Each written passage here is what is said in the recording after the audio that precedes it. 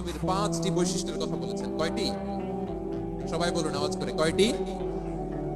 5টি বৈশিষ্ট্যের কথা আল্লাহ তাআলা এই আয়াত দুটিতে উল্লেখ করেছেন। বিশ্বনবী সাল্লাল্লাহু আলাইহি ওয়াসাল্লামের জীবনী, ওনার বায়োগ্রাফি নিয়ে কথা বলাটা দুষ্কর, কারণ এটার কোনো শেষ নাই, কুল নাই, কিনারা নাই, বিয়ন্ডলেস, বাউন্ডলেস, বটমলেস। সুবহানাল্লাহ বলেন। কারণ তিনি তো এমন নবী যিনি হ্যাঁ বললে এটা শরীয়তে হালাল হয়ে যায়। নবীর মুখ দিয়ে যদি বের হয় হ্যাঁ, নাম, ইয়েস, তাহলে এটা হালাল। ঠিক কিনা বলেন? এই নবীর মুখ দিয়ে যদি না বের হয় যে না, নো, তাহলে এটা শরীয়তে হারাম হয়ে যায়। কেমন নবী আমরা পেয়েছি, যিনি হ্যাঁ বললে হালাল, না বললে হারাম, যিনি সাব্বাবা, এই আঙ্গুলি উপরের দিকে উঁচু করলে চাঁদ ভেঙে 2 টুকরা হয়ে যায়, যে নবী জমিন থেকে পা উঁচু করলে আল্লাহর আরশে মেরাজে চলে যাও, এমন নবীর উম্মত আমরা হয়েছি। যে নবীকে বাদ দিলে কোরআন বোঝা যায় না, কারণ এই নবীর উপরই কোরআন নাজিল করেছে কে? এই নবীকে বাদ দিলে হাদিস বোঝা যায় না, কারণ হাদিস তো এই নবীর মুখনিসৃত পবিত্র বাণী। সুবহানাল্লাহ পড়েন। এই নবীকে বাদ দিলে জান্নাত চিনা যায় না, কারণ জান্নাত তিনি চাক্ষুষ দেখে এসে আমাদেরকে মেরাজ শেষে বর্ণনা করে শুনিয়েছেন। এই নবীকে বাদ দিলে জাহান্নাম চেনা যায় না, এই নবীকে বাদ দিলে আমার রবকে চেনা যায় না। ঠিক কিনা বলেন? তো বিশ্বনবীর 5টি বৈশিষ্ট্যের কথা আল্লাহ তাআলা এই সূরাতে উল্লেখ করেছেন। আল্লাহ রাসূল সাল্লাল্লাহু আলাইহি ওয়াসাল্লাম যখন মক্কাতে দাওয়াত দিচ্ছিলেন, মক্কার কুরাইশরা নানাভাবে বিষ্ণু ইসলামকে কষ্ট দিচ্ছিল, নানাভাবে ট্যাগিং করছিল, মিথ্যা অপবাদ দিচ্ছিল। কখনো কখনো তারা বিশ্বনবীকে বলছিল মিথ্যাবাদী, কাযযাব। কখনো বলছিল যে তুমি হচ্ছে জাদুকর, সাহির। কখনো বলেছে শায়ের, মুহাম্মদ তুমি কবি। কখনো বলেছে কাহেন, মুহাম্মদ তুমি গণক। এবং কখনো বলেছে মুহাম্মদ তুমি হচ্ছে মাজনুন, মানে পাগল। আওয়াজ করে সবাই পড়ুন, নাউযু বিল্লাহি মিন যালিক। তাহলে বিশ্বনবীকে মৌলিকভাবে এই 5টি অপবাদ দিয়েছে। আমার কলেজের টুকরা সিলেটের ভাইরা, বিশ্বনবীর ব্যাপারে মিথ্যা অপবাদ মৌলিকভাবে দিয়েছে কয়টি?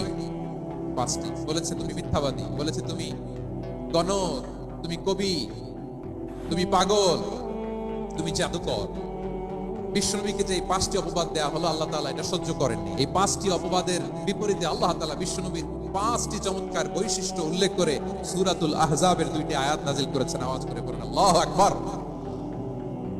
5টি চমৎকার বৈশিষ্ট্য সূরাতুল আহজাবের ভেতরে রব্বুল আলামিন উল্লেখ করে আমাদেরকে জানিয়ে দিচ্ছেন, ইয়া আইয়ুহান নাবিয়্যু ইন্না আরসালনাকা শাহিদান ওয়া মুবাশশিরান ওয়া নাযীরা ওয়া দাঈয়ান ইলা আল্লাহি বিইذনিহি ওয়া সিরাজাম মুনীরা।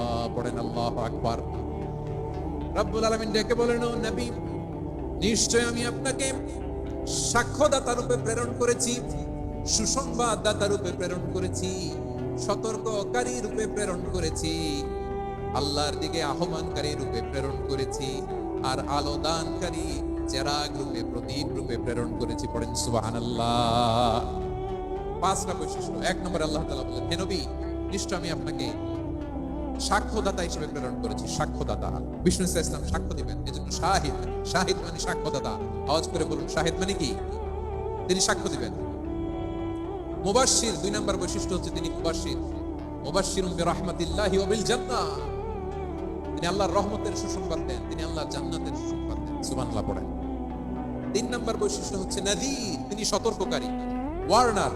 তিনি সাবধান করতে এসেছেন, রিমাইন্ডার দিতে এসেছেন যে আল্লাহর পথে যদি না চলো, শিরকি কাজ যদি না থামাও, তাহলে এমন আযাব আসবে আল্লাহর পাকড়াও থেকে তুমি বাঁচতে পারবে না। তিনি নাযীর।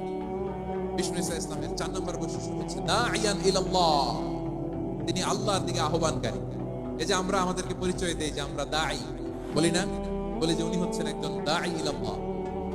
বহু বচন আমরা বলি আদ-দুআ ইলাল্লাহ। এটা কোরআনের এই আয়াত থেকে এসেছে।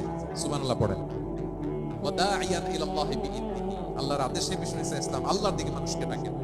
এবং বিষ্ণু ইসলামের 5 নম্বর বৈশিষ্ট্য হচ্ছে সিরাজাম মুনীরা, আলো দানকারী প্রদীপ, আলোকদীপ্ত প্রদীপ, যে আলো দিয়ে তিনি গোটা বিশ্বকে আলোকিত করেছেন। আওয়াজ করে পড়েন আল্লাহু আকবার। তাহলে মোট 5টি বৈশিষ্ট্য নিয়ে আমরা কথা বলবো বিশ্বনবী। আওয়াজ করে বলুন কয়টি? এক নম্বরে হচ্ছে শাহিদ, বিশ্বনবী সাক্ষী দিবেন। কি দিবেন? He will be witness for all prophets and for us.